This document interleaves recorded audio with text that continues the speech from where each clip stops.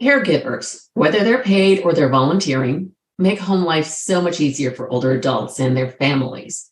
But they don't have the training necessary where serious health and medical issues are involved. Wouldn't it be wonderful if you could have a registered nurse on call? My guest today, Courtney Hogenson, has an app for that. Moving your mom or your dad or yourself isn't just about moving things from one place to another. It is much more complicated than that, as are so many things having to do with later life. How to Move Your Mom and Still Be on Speaking Terms Afterward provides in-depth conversations with professionals, older adults, and their family members who share their stories with warmth, understanding, and humor. I'm your host, Marty Stevens-Heebner, and here you'll find answers to many of your questions, as well as different perspectives that I hope will inform and inspire you. Courtney Hogenson, it is so good to see you. So good to see you, Marty. I wish we were in person. I really missed you. You're in Austin, I'm in Los Angeles, but we used to hang out a lot. Let me tell you a little bit about Courtney's brilliance. Courtney Hogenson, who's a registered nurse and patient advocate with over 10 years of experience in elder care and healthcare worker empowerment. That's key. She's also a serial entrepreneur, and her latest venture is Call Light, an innovative healthcare platform where anyone can safely hire an experienced nurse or a clinician of their choosing for in-home healthcare anytime, anywhere. I just think that's so brilliant. But we'll get into that. But first, what's your favorite memory of your grandparents? I think of my grandfather, my dad's dad, who had Alzheimer's, which was not great, but it was such an amazing experience to be around him. When I was a teenager, he moved into my parents' home so that they could help care for him, and just being around him, living in the moment with him. And my favorite memory was when I was 16 and I got the call from my mom and she said, "Can you go pick up Paul from jail?" And I said, "What?" I was 16, so I could barely drive anyway.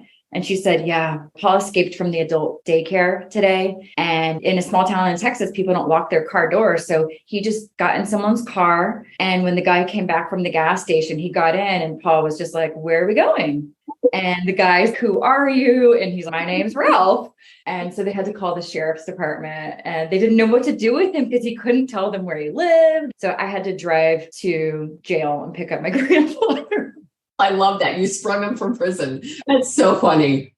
And unfortunately, he wasn't able to go back to the adult daycare because, safety reasons, he's a flight risk. But it was just seeing what that was like for families. Like, what do you do when you need help?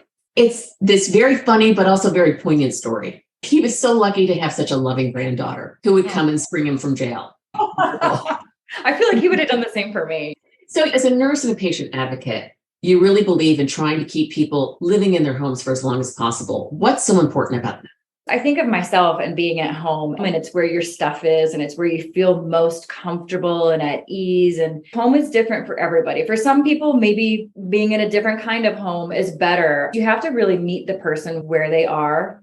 I remember having a big CEO who was a gazillionaire, and the family, the kids were like, "Oh, dad needs to be at the Beverly Hills Hotel. Dad needs to be at the Peninsula." And I'm like, "Your dad has severe Alzheimer's disease. If we were to take your dad back to the mansion or to one of these hotels, they're not equipped for him. They're unfamiliar to him, and they're so large. You can't do that to someone like that. It's not right. They need a familiar environment and something that feels secure and all those things."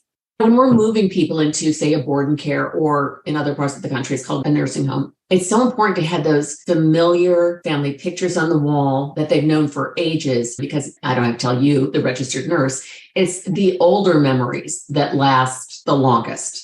It's got to feel familiar. And every home's a little bit different. You try to recreate what they loved about their home, because sometimes it doesn't make sense for them to stay in a big house or a big whatever. Sometimes you need to downsize. I find a lot of people move into condos and buildings so they don't have to deal with the yard work. And yeah. You're talking to a person who really appreciates living in a condo and not having to mow the lawn. Yeah.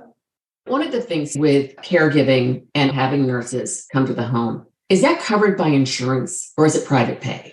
I'm glad you asked that. When I was working in the ICU as a nurse at UCLA, I always thought when my patients were leaving and they were going home with home health or hospice, I thought they're going to be taken care of at home. We're just going to do a handoff. And it was just such an eye-opening experience to find out, even if someone is actively dying on hospice, qualifies for all these things, the thing that's never, ever covered by Medicare or insurance is round-the-clock caregiving. Let's say you do qualify for hospice. You don't just get to sign up for it. You have to have 2 doctors sign on that you have less than 6 months to live and all these things. Even if someone is imminently dying, if that hospice company doesn't have someone available, someone can't just show up. I just remember families really had to either do it themselves or hire through an agency, hire through a registry. And there's tons of different caregiving agencies, and it's like a dime a dozen, but it's your home. And it's scary to just let anyone in your home. You're not going on Craigslist to bring someone in your home. Who can you trust? A lot of the patients, they have cognitive impairment, or they have memory issues or mobility issues. And they're very dependent on these caregivers to the point where it can become undue influence. It can become these gifts, all sorts of things. You've seen it all once you've been in home health. And sometimes it's not the people you think you have to watch out for. Sometimes it's people that very much surprise you. Like sometimes it's an attorney, sometimes it's a doctor, sometimes it's a nurse, sometimes it's the adult child. You just never know. And so frequently it is a family member, and that's just heart-wrenching. I feel like I've seen the really good and the really bad, because I have seen the daughter-in-law whose husband passed away, and it's her husband's dad. And she's left in charge of him. The man never spent any money on himself. So she says, Dad, I can't wait to spend all this money on you. And she did that. She put him in one of the nicest homes. She had me come a few times a week. Those were his golden years. He was happier in those last couple of years of his life than he ever was before. He was taken care of. He's like, they take care of everything here. They take care of me. They even wash me. I hope so. Yes, we like washing. It's so wonderful to be pampered like that. You and I are both part of that movement. It's our mission in life to make later life comfortable, safe, celebrated, cherished. Yeah. For those who are in their later years. You and I have a huge goal, especially because we'll be there eventually. Yeah. I mean, we hope we get the privilege to live that long, and let's learn what we can from our clients, from our families. Oh, that's what it looks like if you do take care of this. That's what it's like if you don't. I want to be more like her or him when I get to 100 or whatever. I would love it if you would describe what the big differences are between what a caregiver can provide to a client and what a registered nurse can do for them. There's really so many different levels of care, and every caregiver and every nurse may have different specialties, different certifications. So I always tell families the thing you need to know that a caregiver should not be held responsible for is if you're ever administering medication or you're putting something into an orifice anywhere. If you're inserting anything into an opening or taking something out, that should be a nurse. And that includes needles, NG tubes, pegs. If you're following all the rules and regulations, a caregiver that is not a nurse should never be touching or administering medications of any kind. They can remind someone legally for liability reasons. You just want to make sure everyone's staying within their scope of practice. And that's why nurses can help in home, because they're already covered by the Board of Nursing. When someone leaves the hospital, there is a doctor who's written any order or medication. There's post-op, there's discharge orders. A nurse can do any of those things, but a caregiver sometimes get put in those positions to do things. It's wonderful what you're offering. There's all these gaps in care. It's like you're taken care of when you're in the hospital. But I always feel like if you don't need to be in the ER or the ICU, go home. Bring someone to you. Something good that happened with the pandemic, because there were some silver linings, is telehealth. People are now starting to recognize that you can do things a little differently. In a way, we're going backwards to go forward again. Telehealth was around a long time ago, but it never really took off because people didn't need it. They were like, no, I can go in. But now you don't want to spread germs. You don't want to pick up anything you don't have to pick up. There's just so much you can get done at home. And I think if you can choose your own nurses, your own caregivers, you can choose your own doctor. So important. So how does Call Light work? So Call Light is a double-sided healthcare marketplace.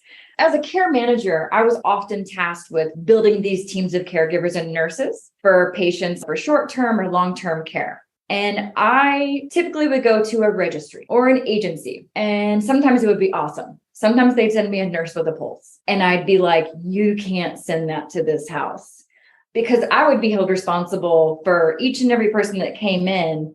It got to the point where I couldn't trust other people to do it. So I had to do it myself. And so Call Light basically came to me when I was hiring my first part-time nanny for my son 6.5 years ago. I remember I found this wonderful girl through like a Facebook group, like a mom's group or something. But I said, I have to check your references. You could be an axe murderer. I don't know. And she said, can I give you my review page from this babysitting site? And I was like, what is she talking about? And so she gives me this rating and review sheet from Urban Sitter. And I loved it. And I was like, somebody needs to do this for nursing so that people can hire nurses at home. This is so needed. This is going to help so many people. I had a newborn. I was like, somebody's going to do this. Someone's going to come up with this. And the pandemic happened. And it's, oh my gosh, we need this more than ever now. And so Call Light is this tool, this platform where people can post a job. I need someone to help 3 days a week with grandma for these specialties. So a daughter could do that. Post the job, and then all these different nurses and clinicians can apply for it and say, oh, that's something I'm interested in. It's not too far from me. Those hours would work with me. And they negotiate like, hey, here's what I want to pay. Here's my hours. Here's what I can do. So really what we're trying to do is trying to get rid of that middleman that puts so much cost on top of it, because it's 30 to 50% on top. And so in this way, if you have a nurse or clinician that's really good, they're going to be getting these ratings and these reviews over and over. And it's going to be tracking how many repeat clients, how many this, how many that. You may have the best team of nurses or caregivers for your loved ones that works right in that moment. But what if a car won't start? What if one of them gets sick? What do? Would you go back to the hospital? You bring in a totally new person? So to me, it's like there's 4 million nurses in the United States, and not all of them want to be working in a hospital, working 12-hour shifts, nights, holidays, weekends. Nurses that have done in-home care, private duty, they wonder, how can I get more of these jobs? I get to work one-on-one with someone where they want to be, and this person recognizes that they need my help so that they can stay home. And this person wants my help, and this person needs my help. It's a win. That's so brilliant, because you found the need, you found the void, and you found the solution. That's the first business you start. I was a nurse, and then I started a home care company because I thought, gosh, there's so many gaps in our care system. People are always asking me as a nurse, how can we help them in that transition to home? And so, I kind of went down that route, learned a lot, so much. That was Heal at Home. That was Heal at Home. I remember that's when I first met you. We've known each other for about 10 years now. I didn't have a kid. I was like bright-eyed, bushy-tailed. But it was such a great experience. And I think these other doors started opening because I was really great at what I did. And I loved being a nurse and being in charge of all these caregivers. And I was in the director of nursing. But if a client was in the hospital or going to a doctor's office, I started to recognize the value of being there with them and being the patient quarterback that, hey, let's make sure that this medication got picked up at the pharmacy. Let's make sure it got put in the pill box. Let's make sure that they're checking the blood pressure. And I just recognized the continuity of care that I was able to provide. And then families just kept saying, gosh, if we could hire someone like you to go to all of their appointments, to manage all the caregivers. So that's when I became a care manager. Those voids keep coming up, and I need to help these people. We know the healthcare system is a mess, and it's difficult. It's scary. I think the world knows it's ridiculous, and that people literally can go bankrupt taking care of people. The private duty registry that I had in LA and the care management, not everyone could afford that. And that's what was tough. I tried to do what I could, and I never left anybody like, oh, you can't afford my services, I can't help you. I would always try to help them as much as we could. But I wanted to make it so that more people could get help, because sometimes you don't need a nurse 24/7 around the clock. Sometimes you just need someone for a week, or someone's a newly diabetic patient and they just need a little bit more than what home health will offer. Because home health, even if you qualify for it, it's just a few short visits for a few weeks. And that's it. It's great to have it, but you don't know when they're showing up, who it's going to be. You can't plan your life around that. So with Call Light, I really want nurses to be able to, just like when you're in the hospital and someone pushes a call light, you can go and help them. If you're available, you can say, you know what, I'm going to go help that person because they're 5 minutes from me or what have you. I remember when you had Heal at Home healthcare, and this is what you do when you're a business owner. One of the caregivers at the last minute couldn't show up. So I remember you said, I'm putting on my scrubs and going and doing the shift. And I think you mentioned that after your shift, they said, oh my God, why can't we have somebody like you all the time? Your skill as a nurse and being able to translate to people. For example, you mentioned a G tube and a PEG before. What are those? Because I don't know. A G tube is something that goes into your nose and your gastro area. And then a PEG goes in the side of your stomach. Somebody who understands that and also knows the perils of having those things if they're not looked after properly. And that's something a nurse knows. Just going on those shifts. Those are some of the most memorable ones when I put on the pair of scrubs and had to show up because they needed help. And I thought, you know what? Today's my day. I'm going to go. I just wanted to make sure they were taken care of and they could stay home. I feel like if you really have never walked in those shoes as a business owner, it's hard. I always had such an easier time to be like, I know what that's like. And this is what I would do if I were you. And it's hard. It's not for everybody. And it takes a village too. You could have the best nurse in the world or the best caregiver in the world, but they can't be everywhere 24/7. So you have to find allies and you have to find other people to help. And the experts in each area. What are the odds and what does the usual course look like for someone in their 80s going through this? They don't talk about it and they should. That generation, they revered doctors and it wasn't the same kind of system that we have now where it's just a conveyor belt. And often, as you know all too well, they're afraid to ask questions. They feel they're being disrespectful. And also they don't know what to ask. What are the kinds of questions people should ask a doctor? Ideally, take an advocate. Yeah, that's what I would say. I just think of the difference. I noticed when a caregiver would go to a doctor's appointment or when I would go or a daughter, it's great to have anybody. Taking notes is the biggest thing. Have someone record it if the doctor's okay with that and asking questions. Before you even go into any doctor's appointment, you need to have a list of all your current meds, who prescribes them, exactly what you take. If you take vitamin D every day, put that on there. If you take a multivitamin, put that on there. Even if it's over the counter or a nutritional supplement, put it on there because things can interact that you don't know about, or something can make something work even more. You need to be in charge of your master medication list. Look how many times things get lost in translation from one system to another, to the pharmacy when you pick up the wrong dose. We're humans. We make a lot of errors and computers also make mistakes. Oh, yeah. You also need people to be able to ask questions like, hey, why am I taking this medication? I found that when I did these master medication lists for patients, I would always put, this is so you don't pee so much at night. Put it in terms they understand. Translate it. And that's something you're great at. And you can find the nurses who are great at that too.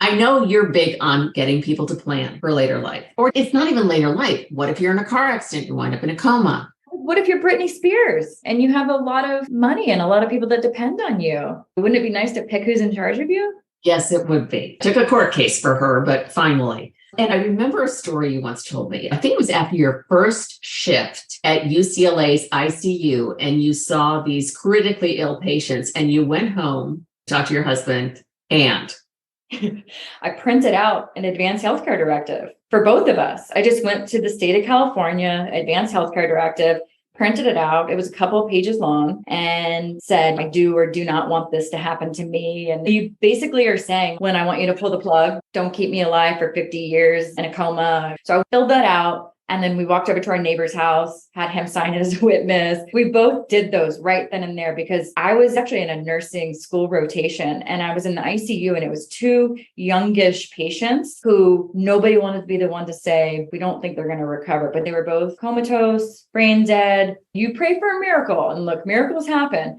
but it was not very likely that they were ever going to wake up or have any sort of meaningful life. And no one wanted to be the person to say, let's not try everything. So both of these patients were getting sent to get trached and pegged. So they were getting an airway put in here so they could have a ventilator breathe for them. And they were getting pegged so nutrition can go in through their stomach. And then they both got sent off to a skilled nursing facility. The families said if we had had something in writing or if we had ever talked about it, we just never talked about it. And so I saw that as where you go when you don't talk about it and nothing's in writing. Because you can't just have it in writing and you can't just talk about it. You have to do both. Well, and some people will write in their advanced healthcare directive, like you ask them, what's super important to you? As long as I can sit and watch baseball and eat chocolate, that's enough for me. And so for that person, put that in there. As long as they can still do that, keep treating them. But once they lose the ability to do whatever it is that's super important to them, that's their quality of life. That's their choice. Yeah. It really is. I remember some of my doctor friends, we would talk about, oh, you're on the list to pull the plug for me. If you have to trip over the cord, you better pull that plug. If you don't, if I suffer for years and years, I will haunt you. I will find a way. And we joke about it, but I just want you to know this is definitely what I want. It's so important. The statistics say that about a third of new entrepreneurial ventures are being started by people who are over 50. And there are multitudes, including younger people, who are launching endeavors to serve later life and all the different issues involved. It's a challenge to become an entrepreneur. I don't know if you hear this as much as I do. You'll be at a party or something, you're meeting somebody, and they say, oh, that's so great. You can make your own hours. And I always say 24/7, I make my own hours. Yeah, it's just great. There's definitely good things about it, but it can be lonely too. And I think that's why we found other entrepreneurs as women. It was so nice to find a group of people that understood, because I think people have these conceptions of, oh, if you have a business, you're already super successful, you're already rich. No, I didn't pay myself for the first couple of years. You have no idea what it's like until you start a business. And even though it's successful, doesn't mean you're making any money. Yeah, you and I, we've talked a lot about the challenges and everything. There's a term called the loneliness of leadership. You're married, you have this adorable son, and you have your friends and everything like that. And yet you're the one who has to make the decisions. People can give you all kinds of information, but ultimately you have to say, we need to do this. And it's a risk. And that's the loneliness of leadership. And that's what keeps people up till 3 a.m. and you got the swirls going around in your brain. Yeah, and I think that's always going to be there. And I think the thing that's helped me is I just try to refocus on like, why am I doing this? Why am I choosing to do this? It's funny. I didn't go into nursing to become a business person or to become an entrepreneur. I went into nursing because I just wanted to help people. I left Hollywood. I was like, oh, this wasn't what I thought it was going to be. It sucks. It does. I'll never become rich or famous or all these things, but I will know that my time here was spent helping people. I'm making a difference every day. And then finding out being a nurse, there's so many things I could do outside of the hospital, like a legal nurse consultant. I could be an advocate. I could be so many things. And I just wanted to help other nurses figure out how to do that. Being an entrepreneur, it's not for everybody, but it's in our blood. And it's really great to go home at the end of the day and know that you really eased a burden for someone. And selfishly, who's going to take care of my parents and my aunts and uncles? Who's going to take care of us? We don't create these systems. No one else is going to do it. That's so true. It's kind of like stop complaining and just do it. We were talking about planning and how important that is. It's also very important to sign your documents. And make sure everybody knows where it is. And that will save you. I mean, there have been people who didn't know that had an advanced healthcare directive and they're in court fighting over the care. And I remember an advanced healthcare directive came out of a safe. An accountant or somebody found it and was like, oh no, he actually chose who he wants to be in charge. And it was like, oh, thank you for having done that. And telling somebody where that was, because it saved them, I think, years and probably millions of dollars.